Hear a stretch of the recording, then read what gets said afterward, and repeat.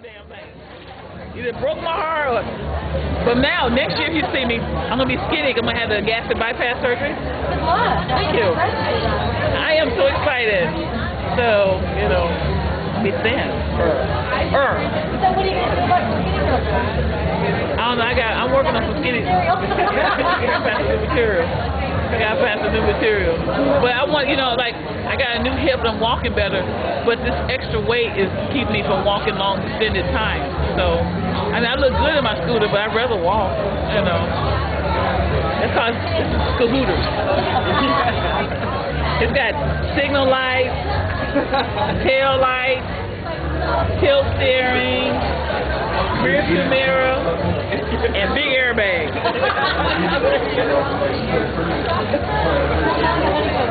Totally equipped. So I hear it took you 10 years in order to get this Seattle Bite gig. Why did it take so long? Because it's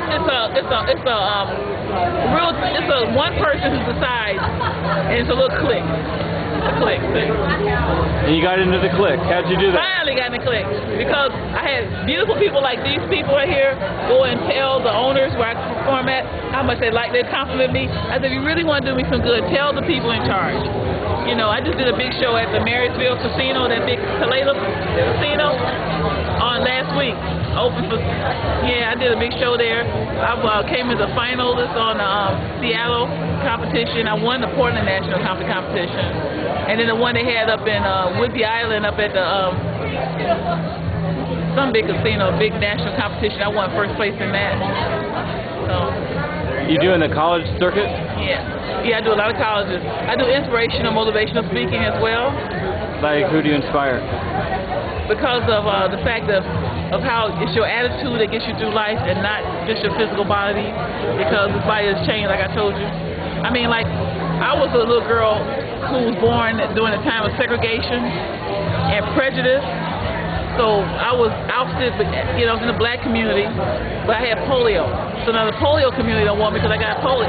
Okay, I mean the black people don't want me because I got polio. So I had to go to the polio school. I wasn't even good enough to stay in the ghetto. I wasn't even trying to integrate. I had to go to the school with the other crippled kids. So it made me a slow learner on the fact that I was even black. I was 7 when I found out I was black. I came home from work. I came from school one day and my mom was watching the news. And it showed, you know, the old footage of Bull Connors holding down the civil rights marchers? Okay, it just had happened that day, and I went into shock, and my mom was looking at the TV, and I noticed my mom was dark like those people on the TV.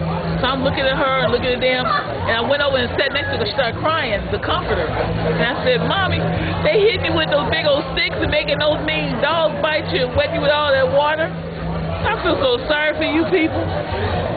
I'm glad I ain't black. Woo! My mama said, honey, I'm your mama. If I'm your mama and I'm black, you black too. I said, I'm polio. I'm polio. I thought we was a race. I went to the polio world. I didn't know that. Polio didn't come in no particular color. Polio was in all the colors. I never noticed those black kids with polio, white kids with polio. Those cool braces you got on, man. Your wheelchair go fast. That's what I looked at. You know, what nobody think about those. I mean, you know, some of the issues. And then my mother was an alcoholic. She was very thin. She didn't drive a car. She stayed depressed. So a lot of women back in the day, we had a lot of support for women to get out of these unhealthy relationships. Women stayed. My mother self-medicated with alcohol. So she's thin, she's depressed, she stayed at home all the time. She never came to school to see about my little school program. But you remember how the same mamas came to school all the time for everything? Same thing in my school. We had a mother come, and she had polio, just like her little girl who was my best friend. She had polio. But this lady, she wore a big flower dress, and she was a big heavy set. She drove a car. She always had her hair pretty, and she always smelled like Avon and fried chicken. I used to love her. And I used to wish she was my mom. I said, when I grow up, I want to be a mom just like her. And I prayed to God every night. I said, dear God, I want to be a fat mother that can drive a car. And guess what? I am. So all I can say is when you're praying, be more specific.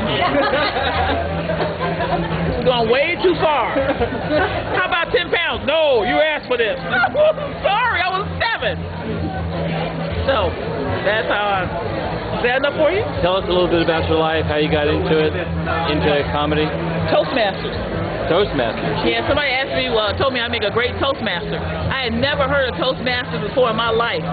So I was thinking, well, yeah, I can sell toasters and make some extra money. That's kind of good. I could do that. And I found it was a public speaking organization. I excelled in one in the competitions, like the human speech contest, all the way up to national levels, first place. And from that, people, and I did a speech called Supermom. And from that, people thought that I was a good parent.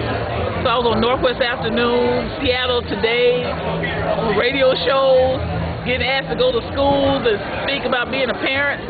That was a skit. So what the hell I'm doing? I'm a mom, like I'm an OJT, on the job training, just like everybody else. Hell, I don't know.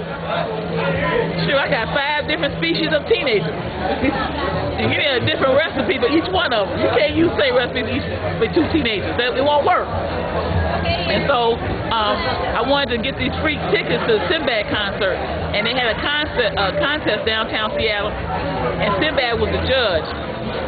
And so he picked me first place. And so from that, you know, he said, girl, you need to be a comedian.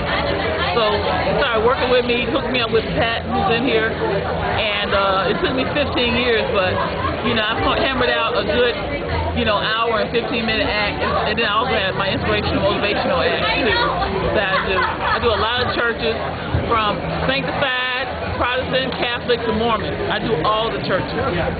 Yeah, I've done 3 Mormon churches, got 2 on the list. Because and I do some of my serial killer joke. I do a lot of same stuff. And I met my husband because I did a rap song, and he's a music producer. And so I have a single out called All I Want for Christmas Is Some Peace and Quiet. It's a rap version from a mother's perspective.